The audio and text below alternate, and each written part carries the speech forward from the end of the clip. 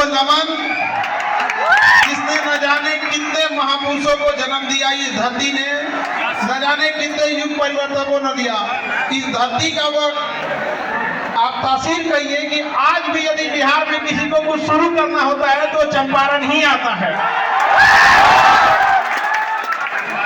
महर्षि वाल्मीकि जी की तपोभूमि, महात्मा गांधी जी की कर्म भूमि रही, जहां से पूरे देश की दिशा और दशा बदल दी गई थी। कुछ तो है इस बिहार की धरती में जो चाहे महात्मा बुद्ध हो, चाहे महावीर स्वामी हो, चाहे महात्मा गांधी हो, आखिर शुरुआत यहीं से क्यों करते हैं लोग? कुछ ना कुछ तो है इस मिट्टी में यहाँ। और सब जब यहाँ हमारे पास आपके अनिकेत रंजन जी आए हमारे यहाँ और बोले कि मोतिहारी चलना है और आप लोगों की समस्याओं के बारे में जब हमको अवगत कराएं तो हमने कहा कि हम एक बार जरूर आएंगे। तो एक चीज इनकी बड़ी अच्छी लगी कि इन्होंने अपने माता के नाम पर, माँ संध्या सेवा ट्रस्ट के नाम पर इतने सारे नेक काम किए यहाँ पर, और माँ को कभी नहीं भूलना चाहिए, याद रखिएगा। तो अनिकेत रंजन जी, आपको हम इस बात के लिए बधाई और ढेर सारी शुभकामनाएं। आप ऐसे ट्रस्ट के माध्यम से और नेक काम करते जाइए और अपनी माता पिता का नाम ऐसे ही रोशन कीजिए और चंपारण की धरती का विकास आगे करते रहिए। जब हमें पता चला कि ये बहुत सारी गरीब लड़कियों की विवाह जो अपने यहाँ से, अपने ट्रस्ट के माध्यम से कराते हैं, अभी हमारे यहाँ आपके पुलिस डिपार्टमेंट में थे तो हमें पता चला कि हेलमेट लगाने के लिए लोगों को प्रेरित करना, ये छोटे छोटे चीजें हैं जिससे आप समाज में बड़ा बदलाव ला सकते हैं यहाँ पर। तो इसके लिए काबिले तारीफ हैं और आप लोग भी इसमें सहयोग करिएगा यहाँ पर। और हमारे मंच पर यहाँ की मेयर प्रीति मैम, आपका भी बहुत बहुत धन्यवाद, नमस्कार मैम। और यहाँ जितने लोग आप लोग आए हैं, कुछ ना कुछ उम्मीद से आए होते हैं भाऊ। हम जब यहाँ आए तो जब देखे आप लोग की संख्या तो पहले ही बोले हम अनिकेत जी से कि इससे बड़ा हॉल है कि नहीं है।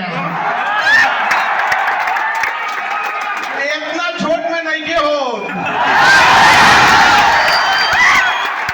अच्छा हमें बोल दी जाता नहीं कि अगली बार आए तो एक से बोर्ड वाले में तो व्यवस्था करके रखिए। अनिकेत जी, हम इस बात का वचन देके जाते हैं बहुत जल्दी हम दोबारा आएंगे यहाँ पर।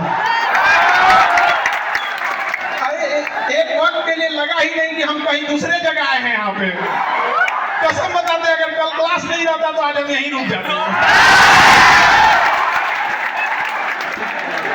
और यहाँ पे अगला जो भी जगह होगा आप देखिएगा सर, गांधी मैदान है यहाँ।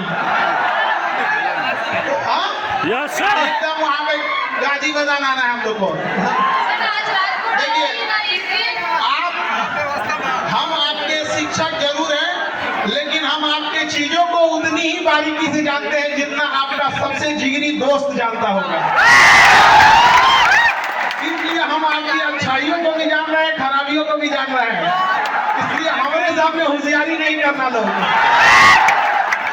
हमको यहाँ आने में लेट हो गया क्योंकि हमेशा क्लास में हम दूसरे को डांटते रहते हैं, क्लास कैसे लेट हो गया। अब हमको जो भी पटना से आना था हम ही को लेट हो गया। तो इसके लिए सॉरी आप लोगों को, क्योंकि बड़ा लंबा सफर होता है यहाँ पे। और आप लोग का ये उत्साह और ये जुनून देख के लगता है कि गांधी ने यही जगह क्यों चुना था, ऐसा फील होने लगा हमको कि तो ये जुनून को बचा के रखना है आप लोग को। देखिए आप सब मिडिल क्लास से आ रहे हैं, आपने गरीबी को जिया है, किताबों में नहीं पढ़ा है। आपने बहुत सारे बच्चे होंगे जिनके माता पिता के ऊपर बहुत सारा कर्जा होगा, किसी के घर में किसी की दीदी होगी जिसके शादी ब्याह करने के लिए होगा, बहुत सारी जिम्मेदारियां होंगी। आज भी देखिएगा ना, गांव में आप जाएंगे तो एक तल्ला घर ढलाया होगा और उसमें से पिलर का छड़ निकाल दिया होगा। उस बूढ़े बाप ने इस उम्मीद में कि उसका बेटा उसकी बेटी कामयाब होगी, अगला तल्ला ढलवा देगी। ऐसा होता है कि नहीं होता है? माँ बाप कोई बीमारी लिए रहते हैं, बूढ़े माँ बाप, लेकिन वो पैसा काट कर आपको दे रहे होते हैं पढ़ने के लिए कि मेरा बेटा मेरा बेटी कामयाब हो जाएगी ना, तो कामयाब हो जाएगा तो हम हमारे इलाज करा देंगे। वो इलाज के चक्कर में बीमारी तनीसा से बढ़ के ज्यादा हो जाता है। होता है कि नहीं होता है? अपने आप से पूछ के देखिए, अगर उस माँ बाप का आप भरोसा तोड़ेंगे तो क्या भगवान भी माफ करेगा आप लोगों को? तो जब भी अगर आप गलत रास्ते पे भटके तो अपने बूढ़ी माँ की उस आंखों को देखिएगा जिसमें रोशनी अब कम हो गई होगी, लेकिन आपकी कामयाबी को देखने के लिए आज भी उसने अपनी आंख की रोशनी बचा के रखी है। उसका बेटा उसकी बेटी कामयाब होके आएगी। और वो दौर चला गया जब केवल कामयाबी पर पुरुषों का अधिकार था, महिलाओं ने दिखा दिया कि छीन लेंगे अधिकार अगर नहीं दोगे तो यहाँ पर। और हमने रिक्वेस्ट भी किया है, महामहिम बिहार के राज्यपाल साहब से भी कहा है, और यहाँ पर इतने राजनीति से जुड़े आप लोग हैं, आप लोग से भी और आप सारे युवाओं से भी कहते हैं, नशा तो एक समस्या है जिसमें आप लोग फंसते जा रहे हैं। एक और हमने सुझाव दिया कि जो दहेज में गाड़ियां दी जाती है उसका नंबर प्लेट गुलाबी रंग का हो ताकि पता चले इसके बाप का नहीं है कि नहीं है। अरे कम से कम लहरिया कट मारे तो कोई कहे कि बाप का गाड़ी नहीं है तुम्हारे ससुर। और आप ये चंपारण की धरती से कहते हैं कि इस मुहिम को यहाँ से फिर से चालू कीजिए कि जिस तरह महात्मा गांधी ने चंपारण के किसानों के लिए यहाँ के घटिया कानून को बदल दिया था, दहेज जैसे घटिया चीजों को उखाड़ फेंकिएगा आप लोग यहाँ पर। अरे अपनी हिम्मत अपने हाथ लो, अपने हाथ में बाजुओं में इतनी ताकत रखिए। आप बिहारी हैं जी, जो चाहे कमा के लीजिएगा, क्या जरूरत है किसी की बेटी के बाप को ढका के उससे दहेज लेने की।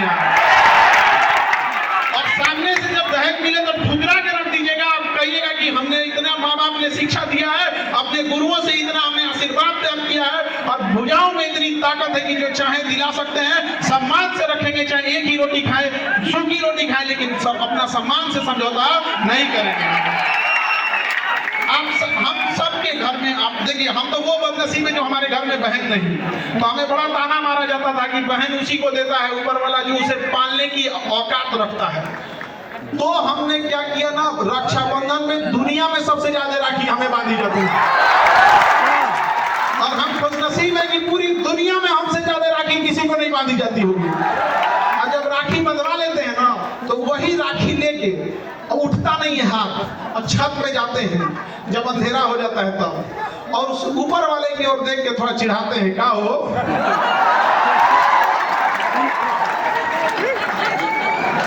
देखा तेरा एक महीना दिल देख लो।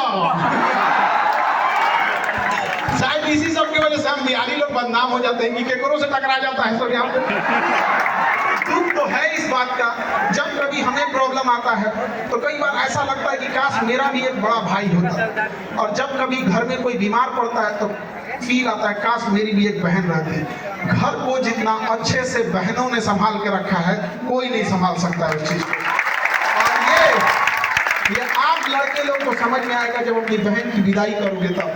विदाई करने के तुरंत बाद जब तुम विदाई करके लौटोगे घर में ना, तो घर की चार दीवारी पूछेगी कि इस घर को सजाने वाली का तो तुमने विदाई करके तो इज्जत करने बाबू जब तक घर में है, वो लड़ेगी चाहे कुछ भी करेगी, लेकिन तुम्हारे लिए हमेशा खड़ी रहेगी तुम्हारे साथ यहाँ पर। तो हमेशा याद रखिएगा, अपने संस्कार का परिचय दीजिए।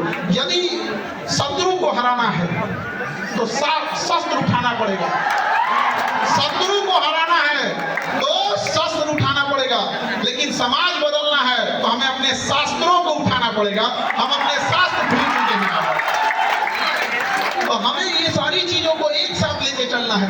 माता पिता के भरोसा को कभी मत तोड़िए। अभी हमने देख रहे थे कि यहाँ बहुत सारे बच्चे नशा जैसे खराब चीजों में उलझते जा रहे हैं। आप समझो बाबू, नशा कोई एक दिन में लगने वाली लत नहीं होती है।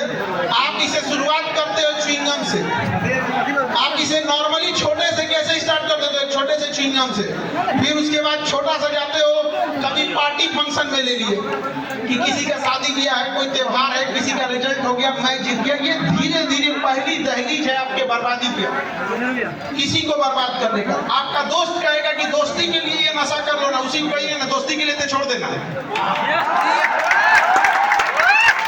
अब उस दोस्त को एक कप नाली का पानी उठा के दीजिए, कहेगा दोस्ती के लिए पी ले। याद रखिएगा, ऐसे दोस्त लोहे के में लगे उस जंग के समान होते हैं जो तब तक उस लोहे से चिपके रहते हैं जब तक उस लोहे का अस्तित्व न मिटा दें। ऐसे दोस्तों की जरूरत नहीं है। याद रखिएगा, बहुत ज्यादा गिनती के लिए मत रखिएगा। अरे दोस्त एक जैसा हो, एक ही हो, लेकिन कर्ण के समान हो, अपना हस्ती मिटा दिया दुर्योधन के लिए। अलग बात था कि दुर्योधन गलत था, लेकिन दुनिया आज भी मिसाल देती है कि दोस्त हो तो कैसा, ऐसा कोई दोस्त ना हो आपका कि जीवन बर्बाद कर दे आपको। धीरे धीरे आपको लत लगाएगा, फिर आप आदी हो जाएंगे उसके, फिर आप उसको पीने लगेंगे। जब आप शराब, गुटखा या किसी चीज में जब आपको आदत हो जाएगा, फिर धीरे धीरे आप उसके डिपेंडेंट हो जाएंगे। अब आपको नहीं मिलेगा तो परेशान हो जाएगा। ये स्टेप समझो, स्टेप। तो डिपेंडेंट जब हो जाएंगे तो फिर अब आप उसके शिकार हो। डिपेंडेंट होने के बाद अब आप उसको वो नशा करेगा, फिर अब आप अगले स्टेप में जाओगे कि इंजेक्शन मारने के लिए